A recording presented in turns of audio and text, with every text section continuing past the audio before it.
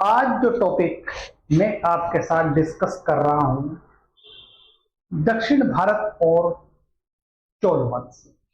यानी दक्षिण भारत में जो राजवंश है चोल वंश, उसके बारे में मैं डिटेल से डिस्कस कर रहा हूं आपके साथ। देखिए ये है।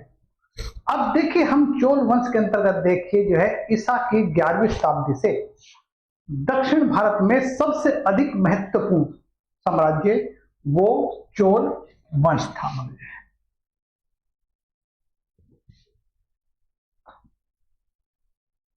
यानी चोल वंश था। देखिए अब देखिए मतलब यह है, चेर राजाओं ने तंजौर के आसपास के क्षेत्र यानी तमिलनाडु से अपना शासन आरंभ किया। धीरे धीरे उन्होंने पल्लव वंश के शासक और स्थानीय शासकों को पराजित करके अपने को शक्तिशाली बना लिया। आधुनिक क्षेत्र मदुरई क्षेत्र में चोल साम्राज्य दक्षिण में पांडे राज्य था।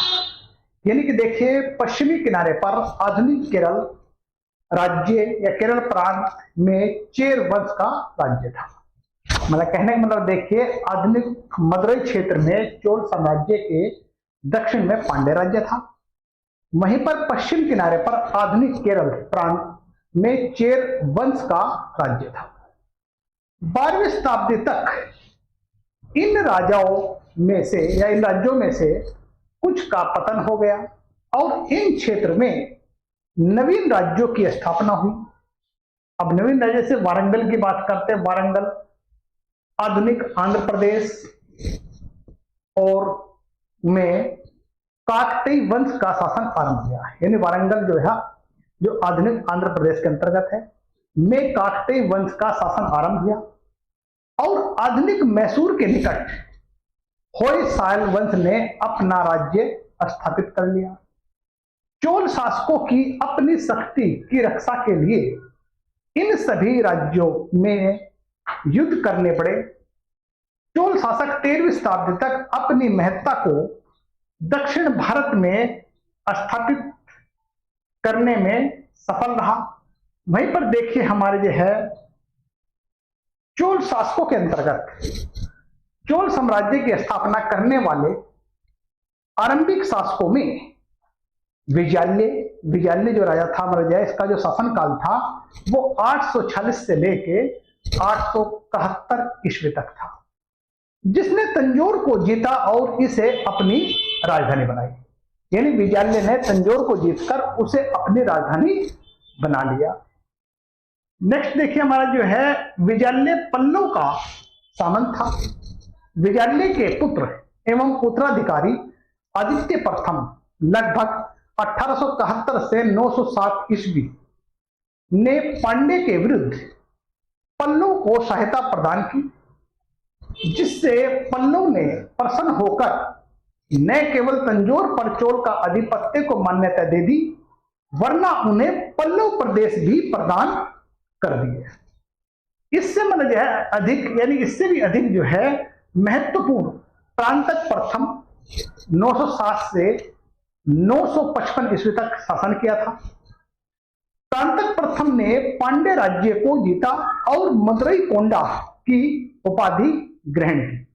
यानी मदुरई कोंडा की उपाधि ग्रहण किसने की? प्रांतक प्रथम ने जो है। अब मदुरई कोंडा का जो अर्थ होता है वो है मदुरई का विजेता। परंतु प्रांतक को भी राष्ट्रकूट राजा कृष्ण द्वितीय ने पराजित किया या हरा दिया। प्रांतक प्रथम का राज्य दक्षिण में कन्याकुमारी और उत्तर में नेल्लोर तक फैला हुआ था। उसकी मृत्यु के बाद 3 दशक में क्रमशः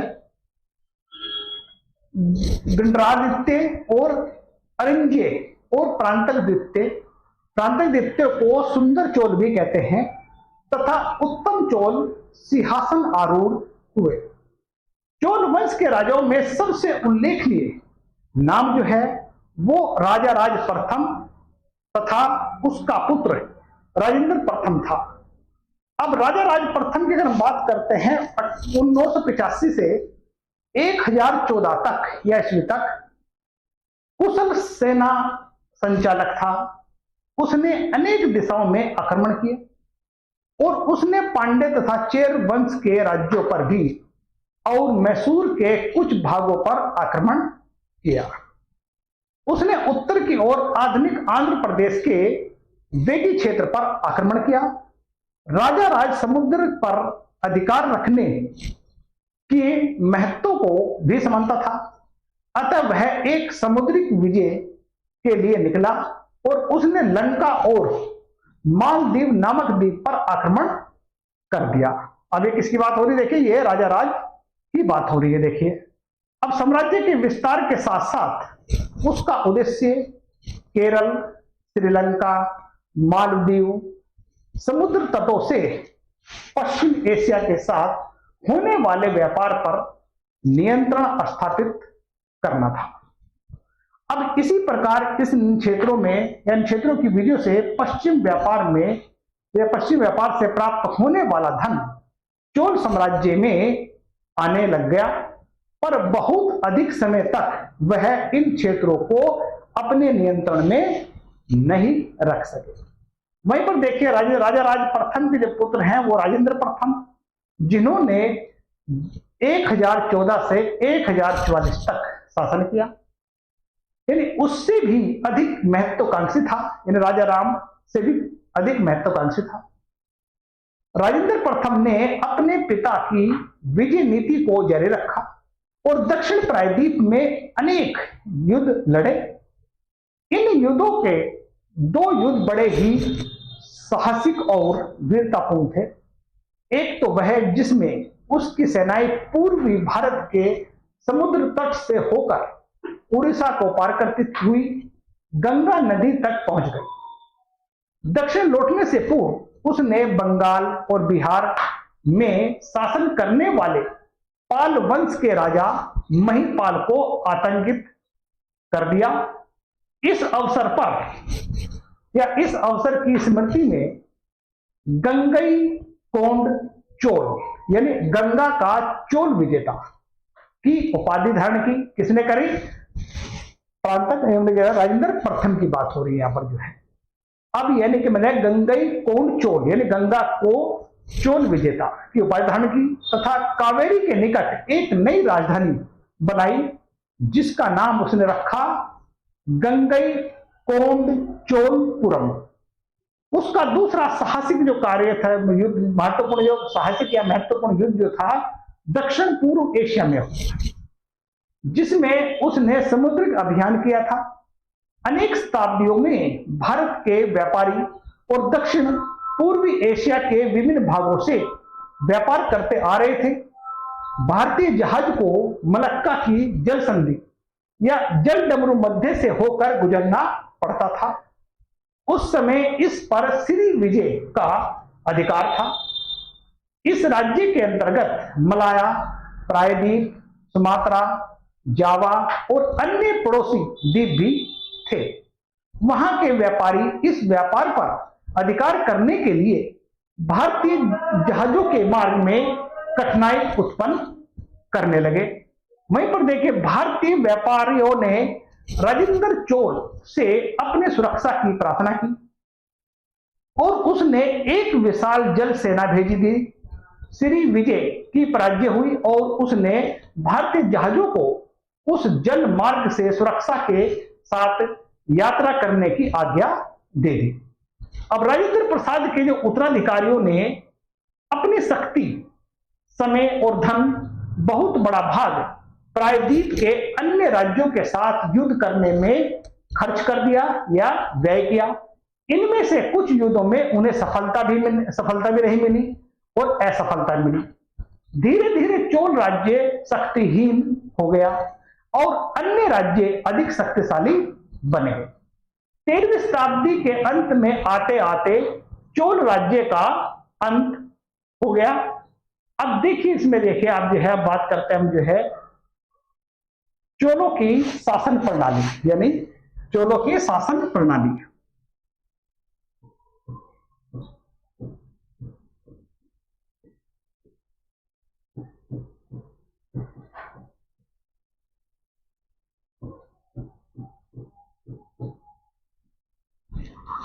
अब चोलों की शासन प्रणाली के अंतर्गत देखिए, राज्य में राजा सबसे अधिक शक्तिशाली व्यक्ति होता था। फिर भी यह आशा की जाती थी कि वह अपनी मंत्री परिषद या अन्य पुरोहितों की सलाह से शासन कार्य का संचालन करे या करेगा। शासन के विभिन्न विभागों के विशेष अधिकारी होते थे। राज्य के या राज्यों को प्रांतों में विभाजन किया गया, जिन्हें मंडलम कहते थे। यानी प्रांतों को जो है चोल समय में मंडलम कहते थे। और प्रत्येक मंडलम जो है कई वन नाडु और नाडुओं में बटा हुआ था। इसमें एक निश्चित संख्या में गांव होते थे। आरंभ में चोल राज्य की राजधानी तंजौर थी, पर बाद में आधुनिक मद्रास के निकट कांचीपुरम को राजधानी बनाया गया। कुछ समय तक तंजौर के निकट बने नगर गंगईकोंड चोलपुरम को भी राजधानी बनाया गया। मदुरई और वेगी के प्रांतों का प्रशासन राजघराने के राजकुमारों के हाथ में था।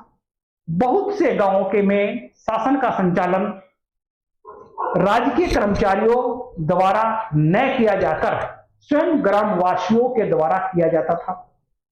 इन गांवों वालों की एक ग्राम परिषद होती थी, जिसे पुर या सभा कहते थे। देखिए पुर सभा का देखिए, पुर या सभा, पुर या सभा। देखिए थोड़ा ध्यान से देखिए, सुनिएगा, देखिए उनको जो है, क्योंकि इनमें जो है हमेशा क्वेश्चन बनते हैं। यानी बहुत से गांव ऐसे थे जहां पर का संचालन राज्य के कर्मचारी नहीं करते थे, केवल गांव के ग्रामवासी ही करते थे। और इन गांव वालों की जो एक परिषद थी, जिसको हम पुर या सभा कहते थे। गांव के मंदिर की दीवारों पर लंबे अभिलेख मिलते हैं, जिनमें विस्तार के साथ वर्णन किया गया है। या फिर पुर या सभा किसी भी प्रकार से आयोजित की जाती थी। जिनके पास भूमि थी या गांव के जो लोग ऊंची जाति के होते थे, वो सभा के लिए लॉटरी द्वारा चुने जाते थे। यानी सभा के लिए लॉटरी द्वारा चुने जाते थे। इन सभाओं में गांव के जीवन और वहां के कार्यों के संबंध में विचार किया जाता था। यह सभा कभी कभी छोटी समितियों में विभाजित कर दी जाती थी और प्रत्येक समिति गांव के एक एक अंग की देख रेख करती थी। उदाहरण के लिए एक गांव की सभा में एक तालाब समिति थी, जिसका काम इस बात की देखभाल करना था कि गांव के तालाब में पानी रहता है या नहीं, उस पानी का ठीक वितरण ग्रामवासियों के लिए होता था या नहीं। चोल राज्य की आय दो साधन प्राप्त होते थे, भूमि और भूमि के उपज पर लगाए गए कर और व्यापार कर से। इस लगान का एक भाग राजा के लिए रख दिया जाता और शेष भाग सार्वजनिक निर्माण कार्यों में, जैसे सड़क, तालाब बनाने, राज कर्मचारियों के वेतन देने, स्थल सेना और जल सेना का व्यय वाहनों करने या फिर मंदिर निर्माण खर्च में किया जाता था। भूमि कर प्राय ग्राम परिषद से एकत्रित की जाती थी।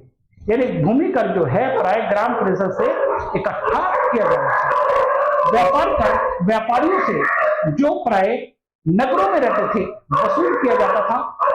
वहीं पर देखिए, अगर हम समाज की बात करते हैं चोल के, अब समाज में देखिए हमारे जो है इसमें देखिए चोल, उसमें राजा, राज दरबार और दरबारियों के अतिरिक्त ब्राह्मण और व्यापारियों का भी समाज में अत्यधिक सम्मान किया जाता था।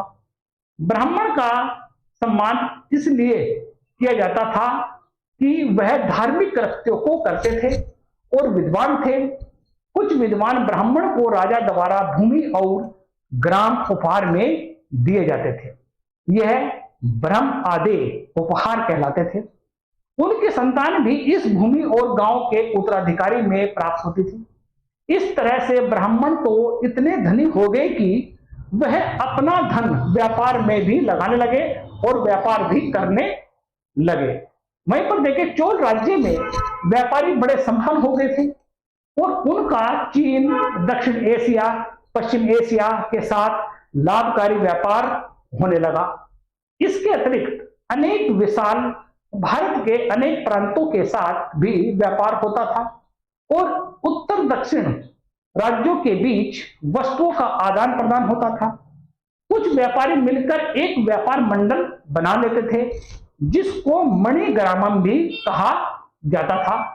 अब देखिए, व्यापार मंडल प्राय एक ही व्यवसाय के लोग हुए व्यक्तियों का संगठन होता था। राजा भी व्यापार को प्रोत्साहन देने के लिए आवश्यक कदम उठाता था। सन 1077 ईस्वी में 72 व्यापारियों का एक राजदूत मंडल यह देखने के लिए चीन भेजा गया कि देश के साथ व्यापार बढ़ाने की और कौन सी संभावनाएं हैं। प्रत्येक व्यक्ति धनी और वैभव संपन्न नहीं था। नगर में मजदूर, गांव के किसान प्राय बहुत गरीब होते थे। उनको कठोर परिश्रम भी करना पड़ता था। उन्हें जीविका चलाने के लिए दिन रात काम करना पड़ता था। शूद्रों को प्राय बड़ी मुसीबत उठानी पड़ती थी। कुछ शूद्र तो मंदिर में जाने तक भी मनाही थी। अब देखिए, अगर मंदिर का रोल बात करते हैं हम, देखिए मंदिर जो है, अब मंदिर का जो निर्माण है उसकी सुरक्षा के लिए राजा और धनी व्यक्ति की उदारता से धन और भूमि का दान करते थे। प्रत्येक गांव और नगर में एक मंदिर बनाया जाता था, किंतु कुछ बड़े बड़े नगरों और धार्मिक स्थानों के मंदिर अन्य स्थानों के मंदिर से बड़े होते थे। चोल राजाओं द्वारा बनाए हुए राज मंदिर बहुत ही वैभवशाली और भव्य थे, जैसे तंजौर का बृहदेश्वर मंदिर यानी राजा राज मंदिर। केंद्रीय मंदिर के ऊपर एक ऊंचा शिखर बनाया जाता था। इसको देखिए, मतलब मंदिर के प्रवेश द्वार गोपुरम कहलाता था, यानी जहां मंदिर में प्रवेश करते थे उसे गोपुरम कहा जाता था, जिसका निर्माण भी बड़े सुंदर ढंग से होने लगा। अब गर्भगृह में देवी या देवता की मूर्ति स्थापित की जाती थी। ये मूर्तियां या तो पत्थर की बनी होती थी या फिर कांसे की। कांसे की बनी हुई मूर्तियां विशेष रूप से सुंदर है और अपने सौंदर्य के लिए संसार भर में प्रसिद्ध थी। चोल राज्य का मंदिर सामाजिक कार्यों का केंद्र बन गया था। वह केवल पूजा करने का धार्मिक स्थान ही नहीं था, बल्कि ऐसा स्थान था जहां लोग मिलते जुलते थे। वहीं पर देखिए, उत्सव और धार्मिक त्योहार पर आपस में के क्षेत्र के लोग एकत्रित होने लगे का स्थान मंदिर होता था। यानी जब जो है वैभव या त्योहार के तौर पर मंदिर में ही इकट्ठे होते थे और वहीं पर ही उत्सव और त्योहार मनाते थे। मंदिर की दीवारों को मूर्तियों से सजाया जाता था और इन मूर्तियों के द्वारा देवता और मनुष्य दोनों के दृश्य चित्रित किए जाते थे। दरबार पर बने हुए इन दृश्यों में राज दरबार, युद्ध, पूजा, उपासना, संगीत और नृत्य के दृश्य होते थे। अब देखिए, ये हमारा जो है चोल के बारे में मैंने डिस्कस किया। देखिए आपकी जो है अब इसमें इतना ही है। बाकी जो नेक्स्ट इसमें जो है बचेंगे, अब हमारे MCQ क्वेश्चन जो है वो नेक्स्ट क्लास में डिस्कस करेंगे।